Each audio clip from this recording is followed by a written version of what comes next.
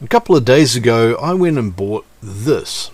This is the Max Lens mod for the GoPro Hero 9, and in this neat little case there's this neat little lens which kind of comes out like that.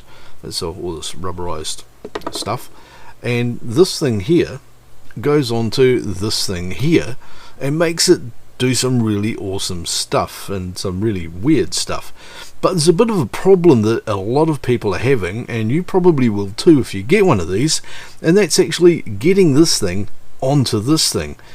So I'm going to show you what's wrong and how to fix it. It's real easy. It bugs you a bit when you're doing it, but it does work. So let's have a look at how that happens.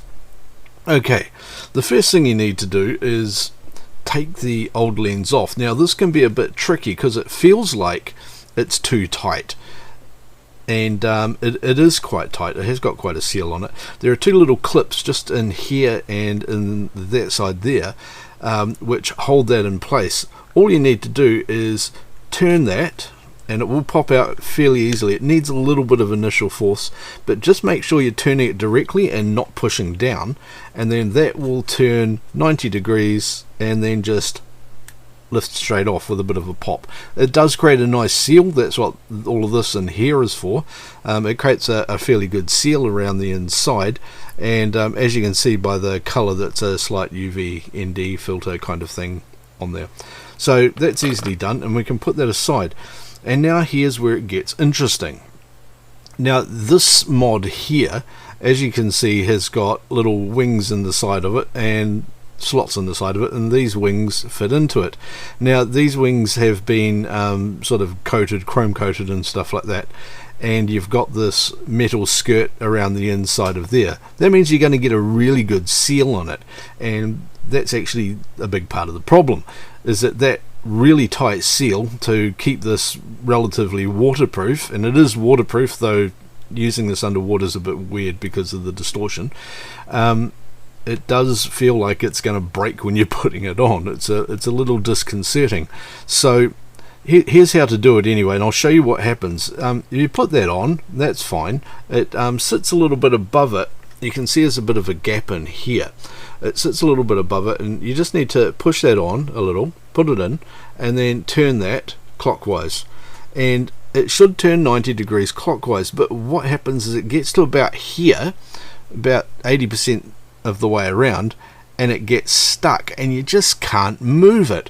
And if you try push it and pull it back a little bit, you'll start hearing some grinding sounds in there, and that's it's that kind of grinding where you think, I should stop doing this because I'm going to break it.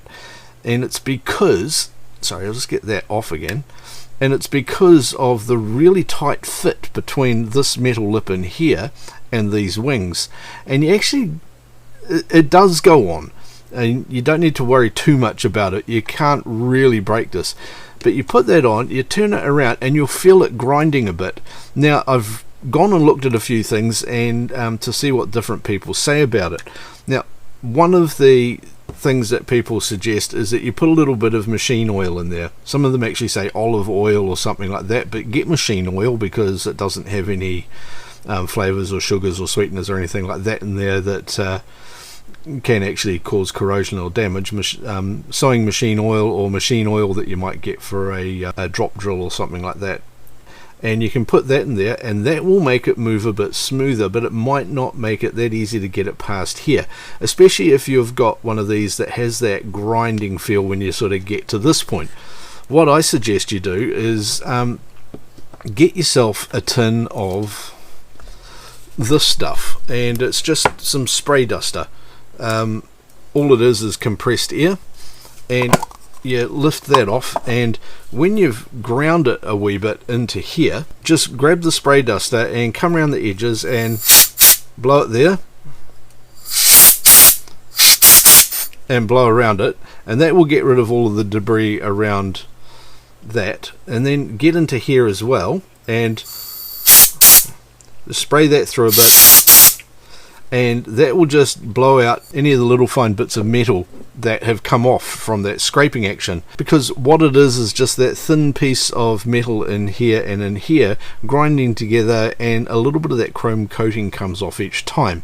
The reason you can feel it grind is that loose chrome dust or loose metal dust that's in here is rolling around like gratey ball bearings and things, causing more rubbing.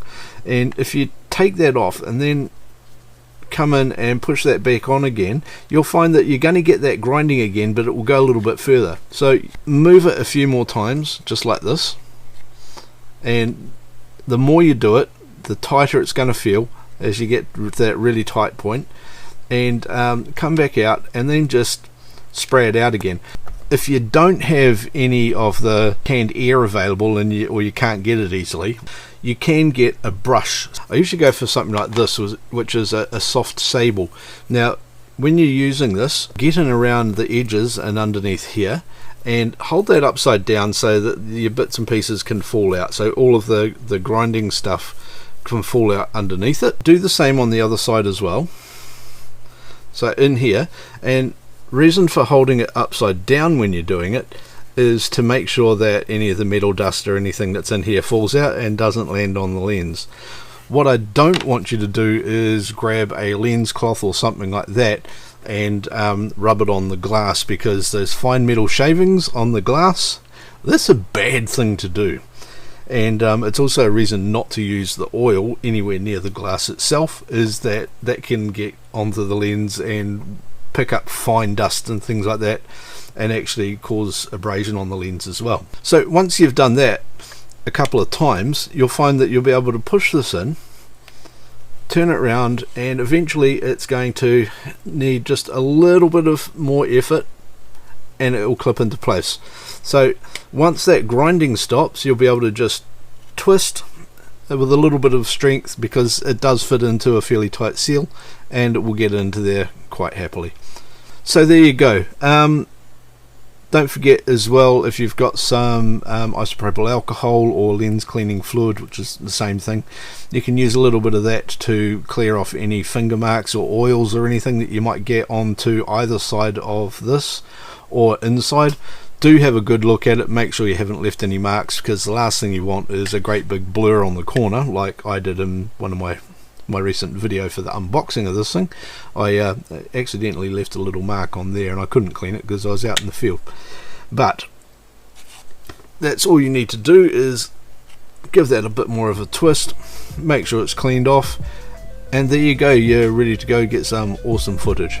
Hope this has been useful. If it has, click down here and subscribe, and watch these two videos up here as well, because YouTube picked them just for you. Custom personalized stuff. See you later.